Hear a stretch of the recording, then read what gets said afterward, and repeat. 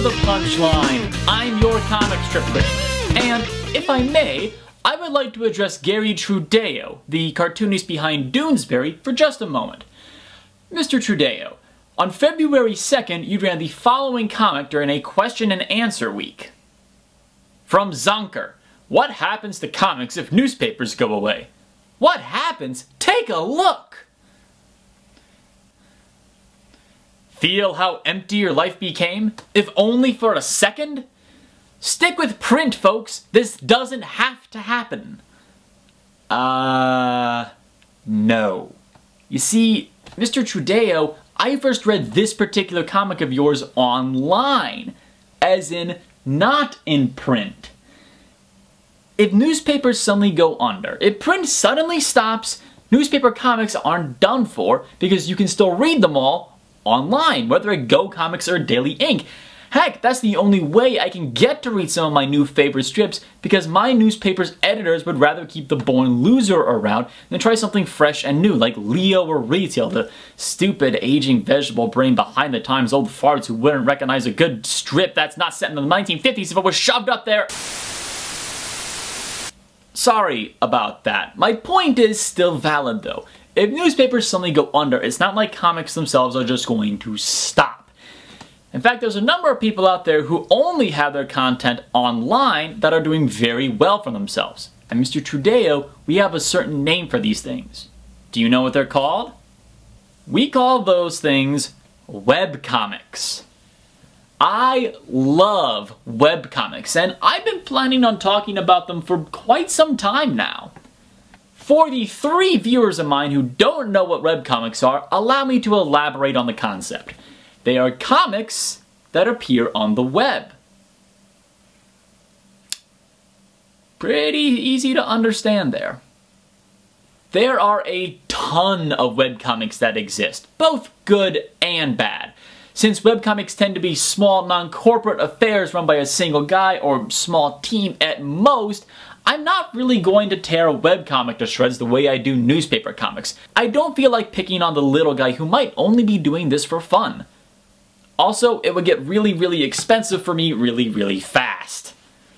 Instead, whenever a webcomic episode pops up here on the Punchline, I'm going to take the time to share something awesome with you because there is no such thing as too much awesome. With that said, let's take a look at Sluggy Freelance. Created by Pete Abrams, Sluggy has been running since 1997 and updated every single day of the week for almost 15 solid years, before cutting back to 5 days a week in late 2012. That's a hugely impressive feat for a webcomic, which is a medium that's famous for letting its schedule slip for months at a time. It's even more impressive when you see strips with amazing artwork like this one. I mean, oh my God, Becky, look at her butt. No. Out. Seriously though, just look at this drawing. Look at how amazing that artwork is. You will never ever see anything like this in a newspaper comic. This is one single panel and it's a recap of 2 years worth of story in the comic and covers a huge, sweeping, epic story that's only a part of Sluggy's continuing saga. Okay, I am getting a little ahead of myself here though. Just what is Sluggy Freelance? Well, maybe this book can explain it at a quicker time than I could. Now, mind you, these are just the Cliff's Notes here. At its most basic level, Sluggy is about 3 friends, Torg, Riff, and Zoe, and all the various adventures that they get into. Torg's a bumbling idiot who actually has a pretty awesome heroic streak when push comes to shove. Riff can basically be described as a cross between this guy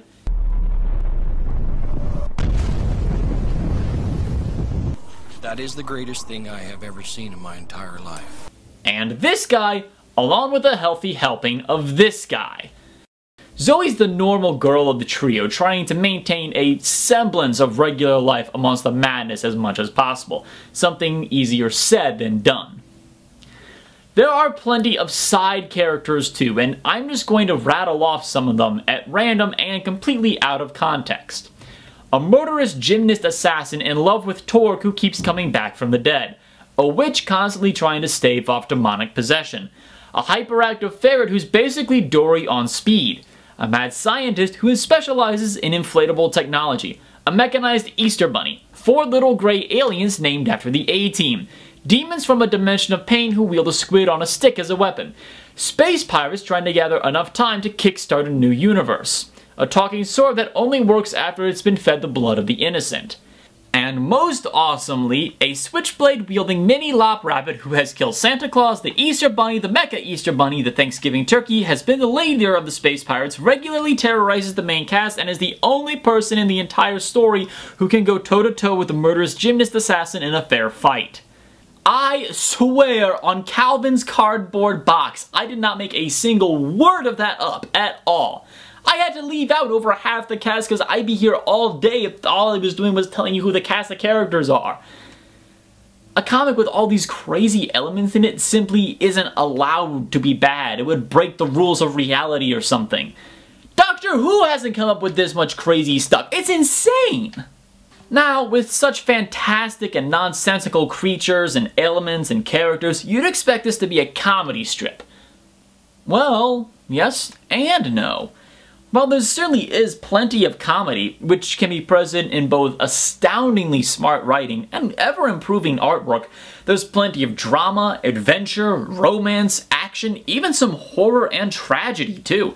It's a grand, sweeping, epic adventure unlike anything else I've ever read. There's really only one complaint I have regarding Sluggy Freelance, but there's not much helping it just by the very nature of the story itself. Since it's a very complex and ever-evolving story that's been happening for 15.5 years, it can be very, very complex for new readers who expect to just start off right now with the newest strip and hope to catch up. Fortunately, you can read the entire strip starting over from the very beginning. So after about 14 days and nights of going on a massive archive binge without any food or sleep or rest, you'll be caught up with all the rest of us who've enjoyed the story so far. Now you know what to do until the next episode of The Punchline comes out. And while this is a personal thing, the sheer amount of fantastic elements in this strip might be too much for some people to handle. This is a series that features gigantic robots, magic, zombies, and a Santa Claus/alien hybrid, just for starters. To fully enjoy this series, your sense of disbelief doesn't just need to be suspended, it needs to be brutally put down with a shotgun and buried 6 feet deep. Then again, given today's society and what we enjoy, people might be more receptive to all the craziness than I'm giving them credit for. Really, the fact that such impressive work from both a written and an artistic perspective has been going on for almost 16 years solely under the creation of one man is nothing short of astounding.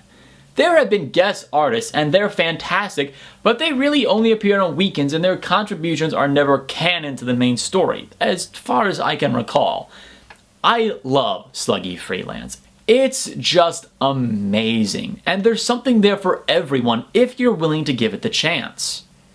I, for one, highly recommend that you read it. Pete Abrams, keep up the great work. This defender of the nifty is looking forward to the wild ride. I'm your comic strip critic, and I read the comic strips wherever they might be in search of awesomeness.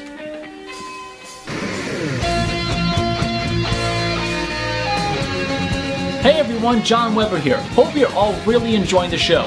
If you want to help support it, then hit the subscribe button and then follow me on Facebook and Twitter so you can stay up to date with everything going on the Punchline. For example, I might be attending my first con in the Ohio area soon, so, you know, stay tuned. Also, if you really want to help support the show, then hit the share button and share with all of your friends on Facebook, Twitter, Google+, whatever it is that you use. Let's get a little crazy. Let's see if we can get the Punchline up to 500 total subscribers by the time June 1st rolls around. There's a challenge for you guys. See you next time.